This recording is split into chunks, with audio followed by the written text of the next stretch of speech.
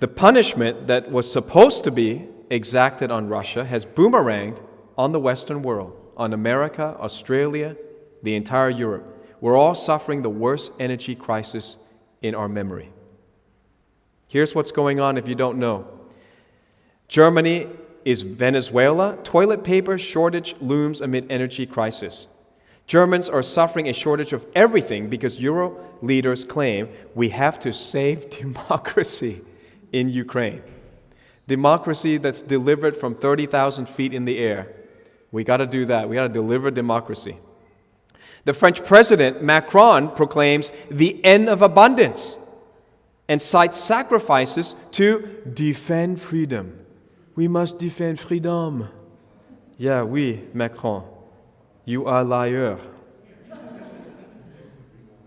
The end of abundance means the end of abundance for you, but not for them. Rules for you, but not for them. Sacrifices for you, but not for them. The elites' lives will not change. In their mind, they will still fly private jets. They will still live in air-conditioned homes. They will still eat baguettes and brie. But you better make some sacrifices. What kind of sacrifices? Well, Britain is bracing for blackouts all throughout winter. Quote from the Daily Mail, experts warn energy rationing. Rationing, like it's the days of depression.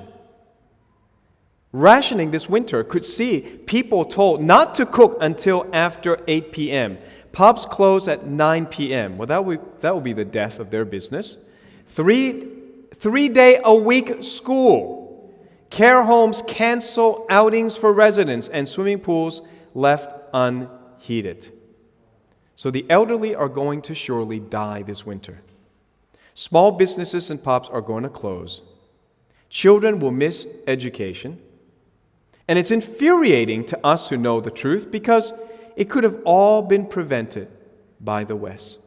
It could have been prevented by your own former UK Prime Minister Boris Johnson.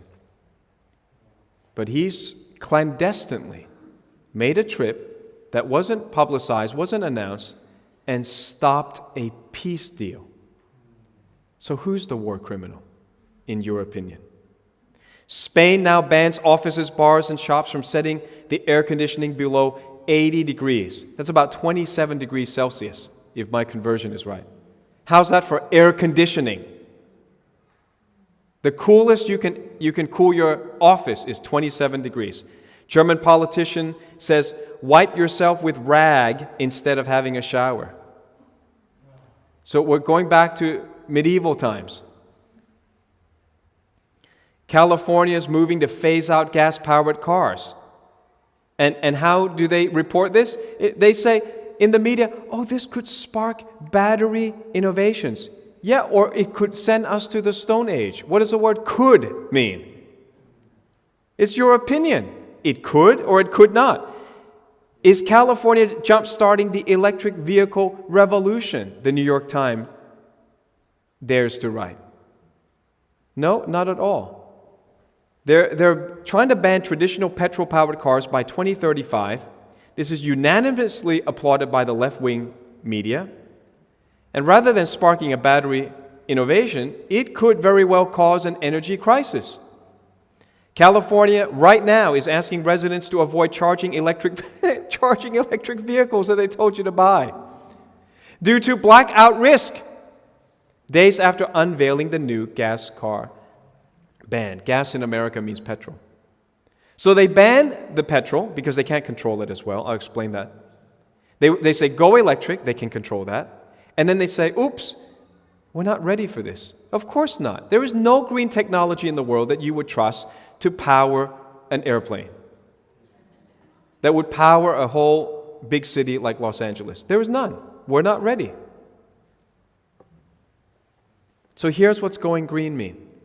EV owners resort to diesel generators to energize their electric cars. How stupid is this? This picture sums it all up. The green theology. They think they're going green by going electric, but electricity is being generated by fossil fuel. Why don't you just skip this step? Well, this one's really creative. He's got 2 tanks of petrol hooked up to the generator that's going to power his green electric vehicle. They're going green. Here we go. Scotland's going green. How? They're going to cut down, they have already cut down 14 million trees to make way for wind turbines that kill all sorts of animals. Birds will never evolve to understand wind turbines. So all these protected species are getting literally chopped up. And the wind turbines aren't enough. This is going green. Are you fools, young people who love green? I love green. I want a green, clean planet. I'm a germaphobe. I love clean. This is not clean. This is filthy and stupid. You don't think that the government will abuse green policies against you? They won't use force against you?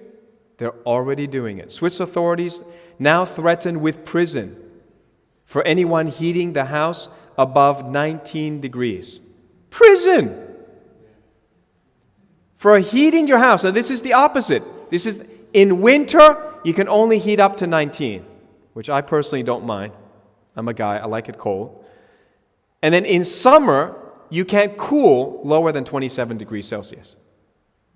And if you do, did you ever think Switzerland, the land of diplomacy, but of course it's been the center of the Davos conferences, the World Economic Forum conferences have been going there since 1971. It's been 51 years.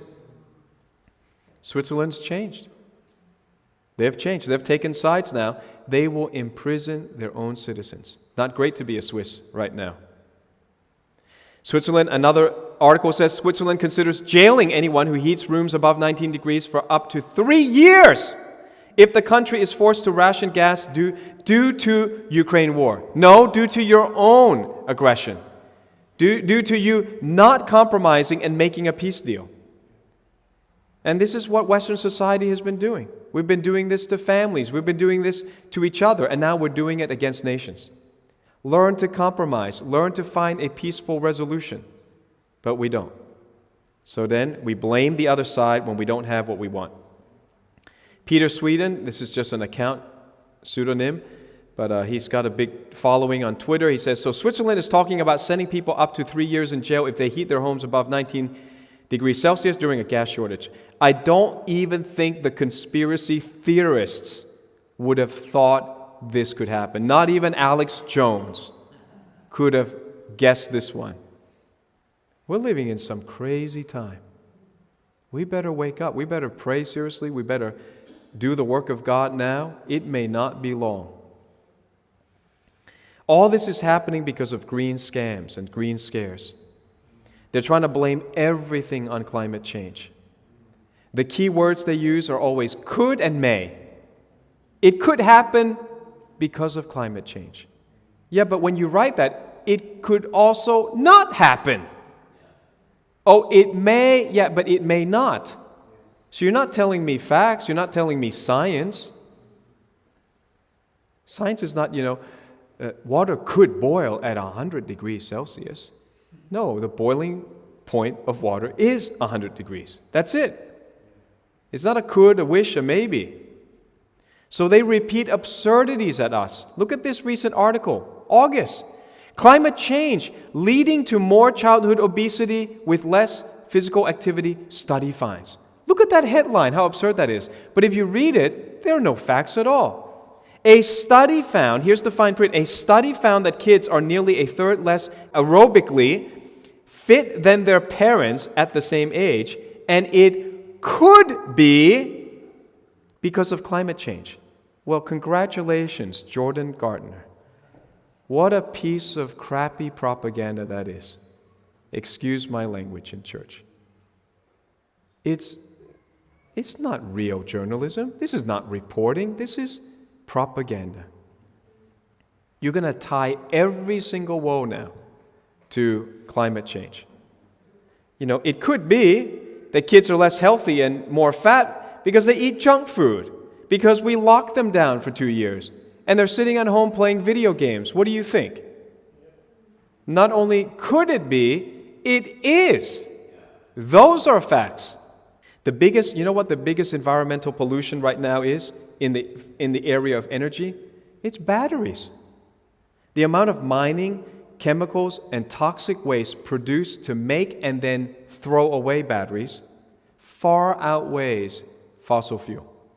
Fossil fuel is clean compared to batteries. But we don't talk about that. It's a scam. Here's an electric vehicle being charged in a guy's living room. So it's made of lithium battery. He's running around thinking, oh my goodness, my house is burning down. Let me go get water. So he's going to go get water. Look what happens. He's running there and boom. You see that? Water does not put out a fire, a battery fire. It makes it explode even more. So now he's trying to get out. He's at the window. He's at the sliding door. He's getting fresh air and boom, there's another one. So there's the thing that's going to save the world. Unreliable batteries that cannot store energy that long, cannot make your car go that far, and has had a history. Even Samsung phones have exploded. They now tell you you cannot bring batteries onto plane. You cannot pack it in your luggage. Why? Because it does stuff like this. It's highly toxic and it's a pollutant, and it's still unreliable. But they are now gaslighting the opposition. This is what Biden is doing. Anyone who opposes green theology is a domestic terrorist. Our own Pauline Hanson was smart enough to ask Penny Wong, the Labor MP, who wants us to go so green that we'll be net zero. Okay, that means we emit no carbon in Australia. That's the goal of the Greens and Labor. So Senator Hanson, who opposes Australia's net zero emissions by 2050 target, it's really 2030, right? They're trying to do this. She asked Penny Wong, would the minister please explain to the Australian people and me what net zero emissions actually means in layman's term? Senator Wong, who is the Foreign Affairs Minister, but answers climate change questions in the Senate, was unable to offer a clear definition and was left rambling. This is the absurdity. We've got failed green policies, we've got trees being chopped down, we've got an energy crisis, and we've got low IQ leaders who are parroting something that they've received from the World Economic Forum, and they don't even know what they're talking about. They don't even know what net zero means. What does that mean? You don't breathe? When you exhale, you have no carbon. You have carbon coming out. Cows don't fart. Net zero means you are made of carbon. How many Australians need to die to achieve net zero? We are primarily carbon. It's very sinister. It's evil. But they've got stupid people, pardon me, trying to push this kind of radical revolution on us, and they don't know it's going to fail. But they're enriching themselves off of it. That's what they care about. So who do you think is the green horse? Why does this matter? Because the Bible says one of the horses of the apocalypse is a green horse. Can't you see green policies, green leaders, green parties, green energy? It's the green horse. It's here. It's here. We're in the book of Revelation. Never before in history can people understand that. And it directly affects a coming global famine. Because these policies will succeed in countries where the citizens don't rise up against it. The Netherlands is trying to push back. The Dutch farmers are trying to push back. But the Canadians, the truckers, tried to push back, and they got their bank accounts frozen. Australia, it can happen anytime. You know that Dan Andrews just introduced exorbitant fines, over $1,000. If you go rock climbing in the wrong place, if you swim in the wrong place, he's telling Victorians where they can swim and where they can rock climb, at the penalty of thousands of dollars. Any resistance? A little bit, but it's going to pass. It's not going to be an overwhelming resistance, and they don't care because we Aussies are very docile. We're very compliant. So we're the grand experiment for the world. This is where it's heading. And now Germans are cutting down trees, looking for wood to warm their house, to warm Granny over this winter. Because obviously November, December, January is winter for Germany. Many Christian conservatives, even some good-hearted patriots, are globalists. They want America first, but to them that means America first in a globalist world order led by America and NATO. J. Rogers said, the Western neoliberal globalists must be defeated first.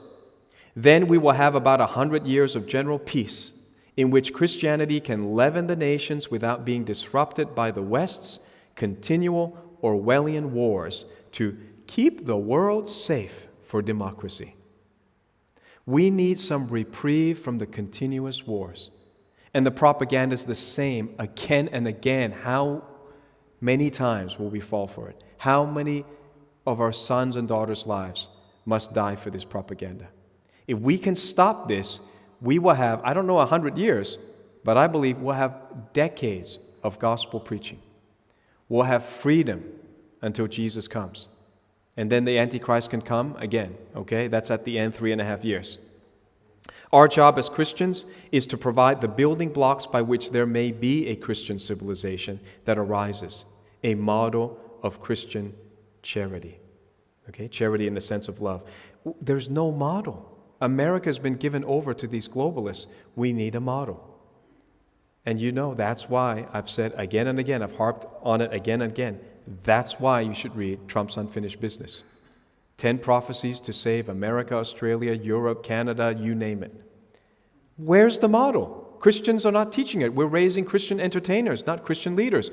It's time to raise up Christian leaders so that when God's great reset happens, because God has His own reset planned, we will know what to do. If we're called like Nehemiah, Daniel, and the world leaders say, we have no solution, please advise us. We say, I know 10 things that needs to be done. 10 prophecies, 10 policies, 10 platforms that will save this nation. It's enumerated there.